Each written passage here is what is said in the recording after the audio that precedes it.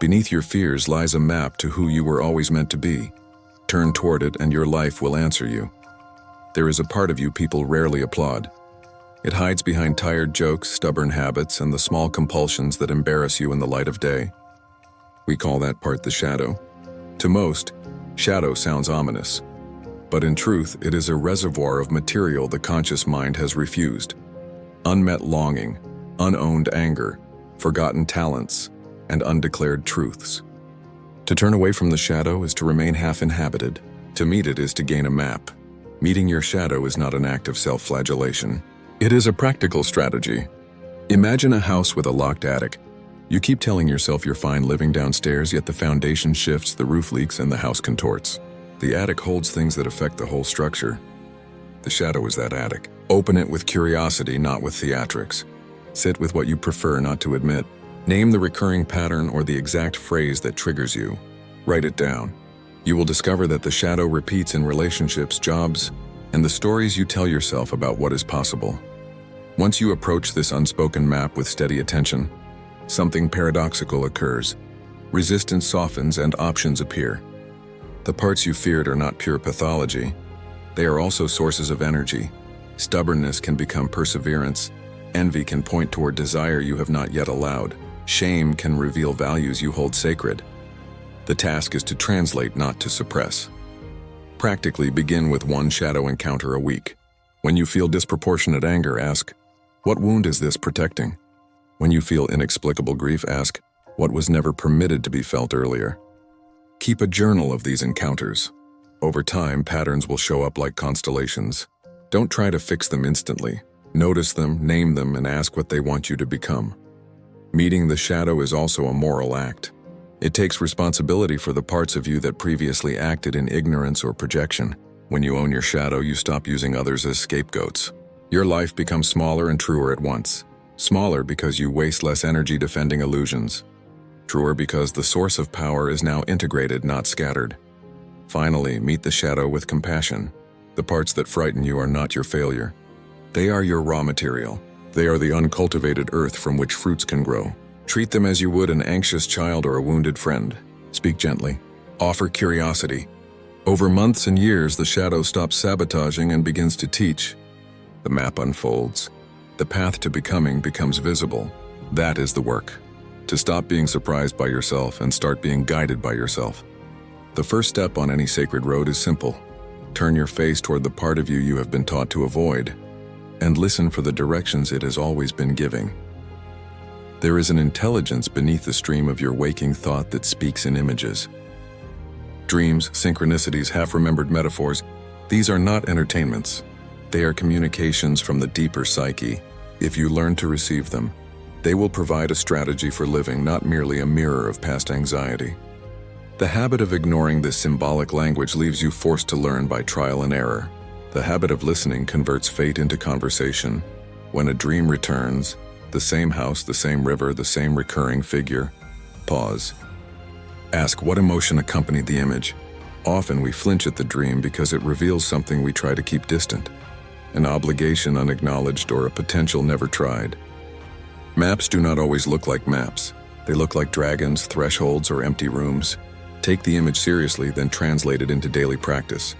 If you dream of a locked door, who in waking life represents the threshold you avoid?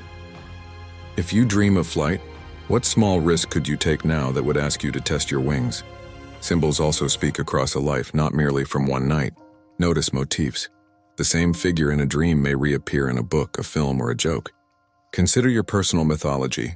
Which stories or images repeatedly stir you? These recurring motifs form the grammar of your inner life. When you learn their syntax, you can read your moments for instruction. Listening to symbols requires patient humility. You will be tempted to either spiritualize everything or to dismiss your images as meaningless. Avoid both. Take a practical approach. Keep a dream notebook, but more than that, keep an experiment list. For each evocative image, write one small experiment applicable to your day. If an image compels you toward charity, take one generous act. If the image suggests retreat, schedule silence. The psyche does not instruct abstractly. It invites concrete testing. Also, recognize the communal layer of symbols. Archetypal images, the hero, the mother, the trickster, appear because you share a deeper language with humankind. When you identify which archetypal pattern currently shapes you, you gain enormous leverage. Are you living as a perpetual rescuer? Then the work is to learn boundaries. Are you living as an exile? Then the work is to create covenant communities. The archetype does not condemn you. It clarifies your vocational assignment. Finally, listen not only to your private symbols but to the world. A song that won't leave you, a phrase that returns, a coincidence that seems too precise to be luck. Those are the psyche's breadcrumbs. Follow them. And the map that once felt obscure becomes an ordered itinerary. Remember, becoming is not random. The soul arranges tests and advice. Your job is to recognize them as ordained, not accidental, and to respond with attentive action. Treat your dreams and images as mail from the deeper self. Open them, translate them into experiments, and allow your inner counsel to design your steps. At some point, you discover that the most exhausting thing in life is being who you are not. The persona, that elegant mask you crafted to navigate school, work, and family, served a purpose. It protected you, it gained acceptance, and it mediated your entrance into public arenas. But the persona can calcify into a prison. You begin to measure risk by how safe you look rather than by how true you feel. The work of becoming demands a courageous exodus from performance into presence. Shed the persona by naming it. Where do you perform? In which relationships do you feel compelled to present a curated self? Often you don't notice until you feel hollow afterward. Assignments that once thrilled you now feel like scripts. The first practical step: identify one domain in which you will act less to please and more to be honest. It could be a conversation where you say, "I don't know," or an email where you decline a role that conflicts with your inner life. This is not an invitation to theatrical rebellion. Authenticity requires discernment. The persona had utility. It can still be a tool. The difference now is intentionality. Use the persona when social navigation requires it, but do not let it govern your interior.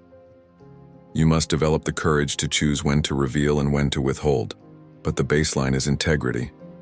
Your public life should not systematically contradict your private truth. People around you will notice. Some will applaud. Some will resist. That is unavoidable. The persona sustained relationships that liked the curated you. When you shift, some links fray. That is not failure. It is clearing. Not everyone who loved your performance loved you. That realization can be painful, but it is also clarifying. You will discover companions who prefer the real you, and alliances formed on the basis of shared honesty. Practice small acts of alignment. Speak a truth you usually soften. Try a creative pursuit nobody expects. Place a boundary that honors your rhythm. Consider the aesthetic of your life. Allow your living space, your language, your daily rhythm to reflect who you aim to be, rather than who you think they want you to be. Over time, the persona will shrink to its rightful proportion, a tool for social navigation, not the governor of identity. Shed the persona, and you will find the energy that once went into pretending now flows into creation. You will feel less tired. Your choices will carry the authority of someone who has re-entered themselves. The world will respond not necessarily with noise, but with recognition of a different quality of presence. This is not vanity. It is a reclamation. Your life finally aligns inside and out. Closing line for this section. Let the mask be a servant, not a monarch. When you stop performing, you make room to live the life that is authentically yours. Suffering arrives like an uninvited messenger, and our first instinct is to remove it, quickly, efficiently, permanently. There are moments when that response is right. Yet much suffering is not an enemy to be eradicated, but a midwife to deeper formation. The question is not whether we will suffer, but whether we will be sculpted by it or consumed by it. To treat suffering as midwifery requires an inner posture shift, from condemnation to curiosity. Ask, what is this pain trying to disclose? What boundary has been breached? What relationship has been neglected? When you reframe suffering as information, you convert raw hurt into a curriculum. There is a pedagogy in pain. It instructs where to repair, where to assert, and where to forgive. Begin with compassionate interrogation. In the sting of loss, identify the precise currency you miss. Is it companionship, meaning, or a role? In the ache of failure, locate the pride that attached to outcome. In chronic dissatisfaction, name the life you've been postponing. These questions are not simplistic prompts. They are the scaffolding of insight. Write them down. Allow the answers to come slowly. Also, adopt practical rituals to receive the lesson. When grief arrives, create a space to sit with it. A candle, a short journal entry, a walk without your phone. Temptation will be to anesthetize. Fight the urge with ritual and presence. In time, you will notice that the impulse to numb is the mind trying to avoid growth, and the discipline to attend is the soul deciding to learn. But beware romanticizing pain. There is a fine line between using suffering as midwifery and lionizing struggle. Use it wisely. Midwifery means you collaborate with the process. You allow pain to produce insight, then you take decisive corrective action. If the birth requires boundaries, set them. If the birth requires restitution, seek it. If the birth requires new aims, reorient. The midwife is practical. She does not philosophize permanent suffering. She helps life be born through it. Finally, track your resilience like a ledger. Notice how previous hardships reframed later choices. The very wounds you feared often become the sources of your compassion and competence. Over time, you will start to see suffering less as a random cruelty and more as a teacher that insists you wake up. Not every pain yields transformation, but every attentive pain contains the possibility to change the course of your life. When you stop fighting pain and begin listening to its curriculum, it ceases to be merely an affliction and becomes the midwife of a wiser, braver self. Individuation is not a slogan. It is the careful, often slow business of becoming who you are meant to be, unique, integrated, and responsible. It is the psychological vocation to answer your own name. This is not narcissism. It is the essential maturation of the person who refuses to live as an echo. Individuation begins by discerning what feels non-negotiable to you. Values that, once discovered, you will not trade for comfort. It asks you to align decisions to a center, not to the shifting wills of approval. Practically, create a list of 3 non-negotiable principles and test weekly choices against them.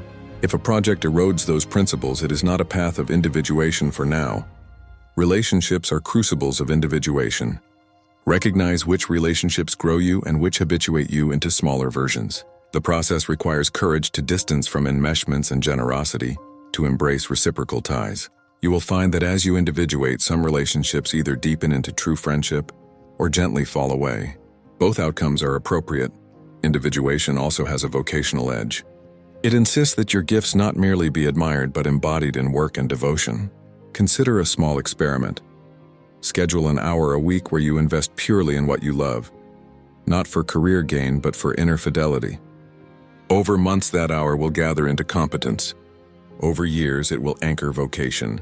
The path includes reconciling opposites inside you: strength with tenderness, ambition with rest, independence with community. Individuation is not polarized. It is integrative. You will meet a darker part of yourself, the competitor, the manipulator, the coward, and you must bring those elements into household with your better self. That integration is the essence of maturity. Community supports individuation because the process paradoxically needs a mirror. Seek mentors and companions who can hold both your capacity and your shadow. Beware of followers who flatter rather than challenge. Individuation deepens when you are tested, not coddled. Finally, expect resistance. Culture rewards some versions of you and penalizes others. To individuate often means stepping outside accepted scripts. It demands humility, and you will learn, and audacity, you will act. But the prize is a life authored from within, rather than dictated by the applause of others. To individuate is to answer the call of your own name. When you do, the world becomes a more honest place because you are no longer an echo but an origin. LA Radical Truth. Transformation without repetition is a promise with no mortgage. Small daily rites anchor large inner shifts. Rituals are not superstitious add-ons. They are the architecture by which interior change becomes habit, and habit becomes character. Begin with micro-rituals that are simple and repeatable. Mornings, 10 minutes of silence, a sentence of intention, a single prioritized action. Night, a brief accounting. What did you do that moved you toward integrity today? These are not spiritual affectations. They are habits that rewire neural and moral predispositions over time. Rituals also protect attention. In a culture of invasive devices and multiplied tasks, creating sacred pauses is an act of sovereignty. When you consecrate a window, say 9:10 p.m. device-free, you allow the psyche to settle and the symbolic life to surface. Dreams become more vivid, reflections deepen, and choices feel less impulsive. Design rituals that combine interior and exterior acts. A walk with purposeful listening, no podcasts. Writing one paragraph of gratitude, arranging one small corner of your room with care. These coordinate the inner shift with concrete life. Rituals are not grandiose. They are ordinary things done with extraordinary attention. Another powerful ritual, the weekly review. Choose a quiet hour on the same day each week. Review victories, debts, disappointments, and patterns. Ask, where did I behave out of fear? Where did I act from conviction? This weekly audit is a laboratory where the lessons of the week become the syllabus for the next. Rituals are flexible, but not flimsy. They should be enlivening, not burdensome. If a ritual becomes a source of guilt, examine its structure. The aim is steadiness, not perfection. Even missed rituals are data. How often you skip them tells a story about your current values and pressures. In addition, adopt communal rituals. A monthly meal with people who remind you of your better self. A shared silence or a conversation circle where honesty is the rule. Community rituals accelerate individuation because the group holds accountability, reflection, and witness. Finally, treat ritual as devotion to the process rather than devotion to outcomes. Over time, these small acts compound. They become a climate in which the soul can change. Without ritual, the interior life remains a flicker. With ritual, it becomes a lamp that steadily illuminates. The smallest repeated acts consecrate transformation. Build a ritual and your becoming will find a home in the habits of your life. Knowing yourself is not enough if the knowledge remains private. The psyche asks for inscription, that what awakens within you be registered in the world through action. Translation matters. An insight that fails to alter your habits is like a seed that falls in concrete, elegant, useless. Start small. For each inner image or insight, a dream of crossing a bridge, a felt call to speak, a sudden tenderness, identify one visible act that honors it. If you dream of bridges, initiate a conversation you've avoided. If you feel called to speak, say something brief and true in a meeting. These acts are proofs. They say to the world and to your nervous system that you are changing. Use the principle of test and scale. Test a small, low-risk act first. Observe the outcome. Adjust, repeat with slightly larger stakes. Over time, you will accumulate a portfolio of acts that indicate real change. A repaired relationship, a published essay, a new daily rhythm, a reshaped job description. Accountability accelerates translation. Announce an experiment to one trusted person and ask for a check-in. Not to seek permission, but to add a social hinge that nudges you forward. The social field either supports or obstructs becoming. Choose people who will encourage experiments rather than praise comfort. Pay attention to resistance in the body when you attempt to act. The inner image may feel compelling, but the body can rebel. This is not failure. It is mapping. Where the body resists, you have an opportunity to work in smaller increments to reframe the act or to address hidden fears. Courage is not the absence of resistance, but the willingness to move despite it. Translate values into visible commitments. If your value is integrity, make one public commitment you will honor. If your value is creativity, create one artifact a month. If your value is compassion, volunteer where the work is humbling. Visible commitments are the scaffolds by which interior identity graduates into public reality. Finally, celebrate what you do translate. The psyche loves recognition.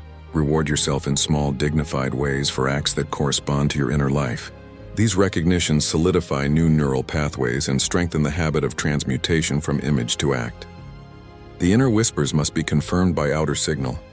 Translate one image into an act and you sew your soul's truth into the fabric of life.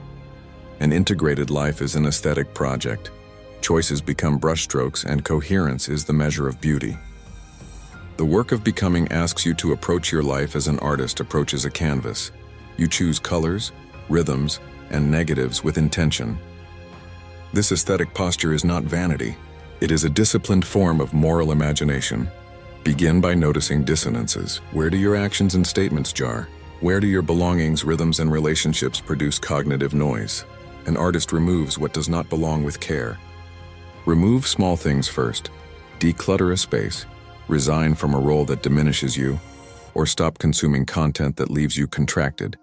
Then compose. What motifs do you want to run through your life? Solitude, hospitality, study, service. Arrange your calendar and space to echo those motifs. You are curating not just utility but resonance. A life that intentionally aligns form with purpose becomes legible to others and to yourself. Art requires constraints. Paradoxically, limits foster creativity. Choose constraints that sharpen your craft. A fasting of social feeds for a month, a time box for deep work, a vow to write 1 paragraph daily. Constraints are the frames that allow an artist to make decisive strokes. Take seriously the idea of public testimony as an aesthetic. How do you speak in a room? How do you dress for your purpose? How do you organize your home? These are not shallow questions, but opportunities to choreograph presence. The world will not always understand your aesthetic, but those whom it does will feel it as a stabilizing grace. Finally, remember repair is part of art making. Paintings tear, sculptures chip, and life fractures. Repair with care. Do not cover damage with superficial gloss. Mending is itself a creative act that enriches the piece. In relationships, make amends with artisan attention, clear gesture, concrete restitution, and time-bound trust building. Live as an artist of integrity. Choose, remove, compose, and repair until your life reads as a coherent, luminous work. The culmination of these steps is not performance, but posture. Becoming asks you to cultivate the witness, the part of you that observes without immediate identification, the still consciousness that watches thoughts, desires, and impulses pass. This stance is not dissociation. It is sovereignty. From this quiet registry, you can choose rather than react. Practice the witness through short daily pauses. When agitation arises, take 3 mindful breaths and notice the thought without subscribing. Name it. There's the critic, or there's the anxious future. Naming creates distance. Distance creates choice. Over months, this practice builds psychological muscle, the capacity to be moved but not swallowed. The witness also becomes the arbiter of inner honesty. It notices when you lie to yourself and when you avoid moral work. Gently but firmly, it calls you back to your vow. This function is not punitive. It is a compass. Where you once moved by habit, you now move by attention. Moreover, the witness is a source of compassion. Because you see the continual flux of yourself, judgment softens. You realize you are a collection of wounded patterns and luminous potentials. This insight clears space for tenderness. Not indulgence, not stagnation, but a strong and clear tenderness that supports growth. Finally, from the witness, life becomes a creative rehearsal. You can test responses, restart conversations, and practice courage in microcosm. The witness allows you to try on new modes of being without catastrophizing. This is the freedom of a mature life.